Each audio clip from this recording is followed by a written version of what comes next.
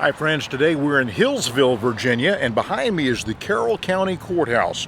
And I'll tell you about something that happened here back in the early days of the 20th century, a mass shooting.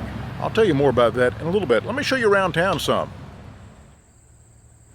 We were staying in nearby Fancy Gap, which is in the foothills of the beautiful Blueridge Mountains of Virginia. Hillsville is a small town just off of Highway 58 between Stuart, Virginia and Galax, Virginia. We've done a few episodes on Galax, so be sure to go back and check them out. Also, we would appreciate it very much if you would hit that like button, subscribe to our channel, and share our content. It really helps us to grow our channel, and we thank you for that. Hillsville is in Carroll County, has a population of around 2,900.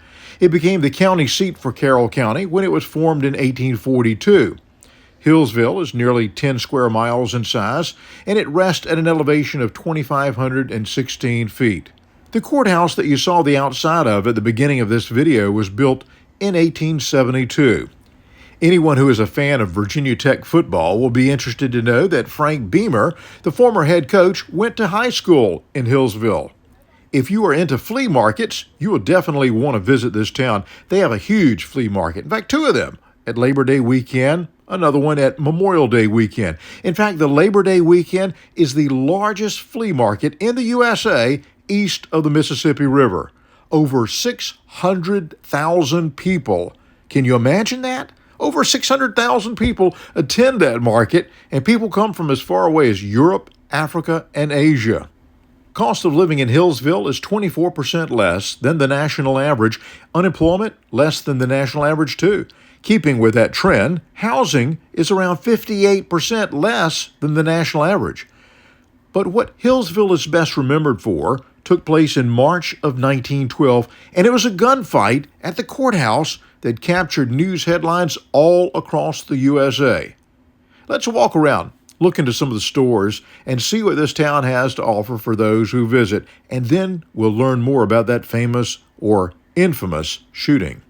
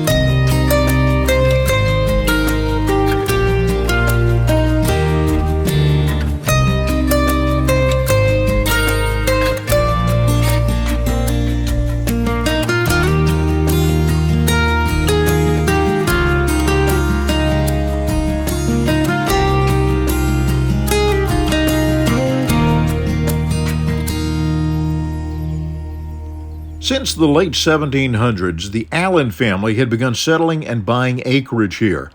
By the time of the late 1800s, the Allen family were well-established and prominent Southern Democrats of the area. According to what was required of the times, they were a tough, no-nonsense clan. When you read the history of the area and the Allen family, it really reminds me of the Earps of Tombstone, Arizona. Law-abiding, but camping very close to the line and sometimes crossing that line. Just outside the town, sitting with a gorgeous view of the rolling hills, Sidna Allen began building his Queen Anne-style home in 1910. His wife Betty designed and furnished the interior of their beautiful new home. The home cost $13,000 to build at that time, which is equivalent to $434,708 in today's dollars. Very impressive and stately home. And I'm sure that both Sidna and Betty, as well as their two daughters, were looking forward to many years spent in their new home. But it was not to be. Sidna and Floyd Allen's older brother Garland was a local Baptist minister. In December of 1911, some type of dispute took place at his church involving two of their nephews. It was a crime to disturb a religious gathering, and so they fled the area to avoid arrest. They were apprehended in North Carolina the following spring and brought back tied up like common criminals to stand trial. For whatever reason, the deputies bringing them in rode right by the Allen farms, almost as if to taunt the Allen patriarchs. Well, according to local legend, Floyd Allen was the toughest of the Allens, and he witnessed the affront and took matters into his own hands. He pistol-whipped the deputies and freed his nephews with the intent of personally delivering the young men to the law in a more dignified manner. This further proved to make the situation even worse. Floyd was tried for his assault on the deputies and obstruction of justice in March of 1912. His sentence was going to be 1 year in prison. Floyd spent the night before sentencing at his brother Sidna's new home. When the Allens went to court March 14th, it was like Wyatt Earp, his brothers, and all their kinfolk all going to the courthouse. Remember, this is still only a few decades after the era of the American Wild West, and this was a prominent, though rough and tough family. They hadn't become large landowners and prominent businessmen without a certain amount of attitude and some strong personalities. When the sheriff made his way to arrest Floyd, Floyd loudly proclaimed, "Boys, I ain't going." Shots rang out in the courtroom in what must have been reminiscent of the gunfight at the OK Corral just 30 years earlier. But unlike the fight between the Earps and the Clantons, this gunfight between the Allens and local lawmen resulted in much more bloodshed and death. By the time that bullets stopped flying in the courtroom, 15 people had been hit, 6 fatally. The judge was killed, as well as the sheriff, the Commonwealth's attorney, 2 jurors, and a female witness. Among the wounded were Sidna and Floyd Allen. Sidna and most of the Allens fled to the mountains. Floyd and his son were apprehended a few days later. It wouldn't be until 6 months later before Sidna and one of his nephews were captured in Des Moines, Iowa.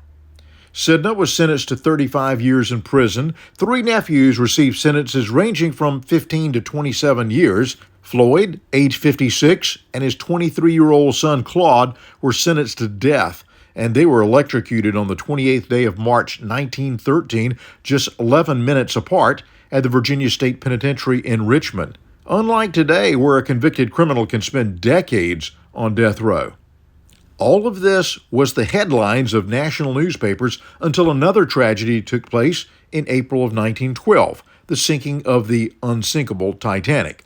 But what about the beautiful Sidna Allen home, you ask? What became of his wife Betty and their 2 daughters, Marguerite and Pauline? What became of them with Sidna in prison? After living in their beautiful home for less than 2 years, they lost everything. There were wrongful death lawsuits and no income. Betty tried to keep up by doing local housework and laundry, but it was not enough. Sidna was pardoned and released from prison 13 years later, but by that time the state had already seized the property. The home lay deserted for the next 80 years, and of course, it fell into a state of disrepair. Only in the last 10 years was the home donated to the local historical society, through which it was restored and is occasionally open to the public.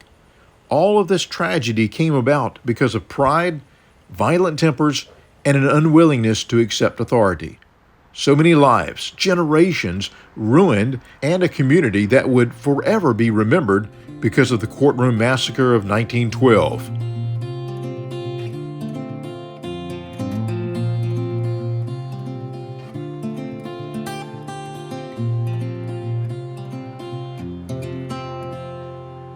I ain't afraid of the dark, 'cause once you let the light in, you won't see the beautiful stars shining down from afar. No, I ain't afraid of the dark. I don't mind the rain, bringing life back. We can breathe again when dealing with the pain. No, I don't mind the rain. And ooh, that's the way it goes. will teach you what you need to know. And ooh, like a river flows, life will take you where you need to go. Getting old don't bother me, 'cause with eyes that's been through life, it's so much easier to see who I am and who I wanna be. No, getting old don't bother me. Truth can be a bitter pill, but it'll do you right and set you free the way a lie never will. Like climbing up the steepest hill, but truth can be a bitter pill. And ooh, that's the way it goes. Life will teach you what you need to know. And ooh, like the river flows, life will take you where you need to go.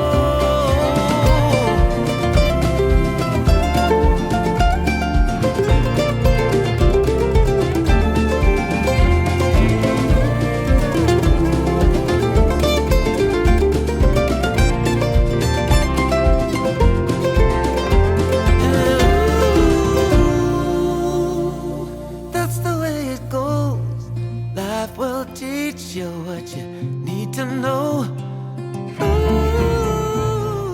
Thank you for visiting Hillsville with us. Our adventures are so much better because you're on the journey with us. Be sure to catch up on any episodes that you might have missed. As always, have an amazing week, my friend.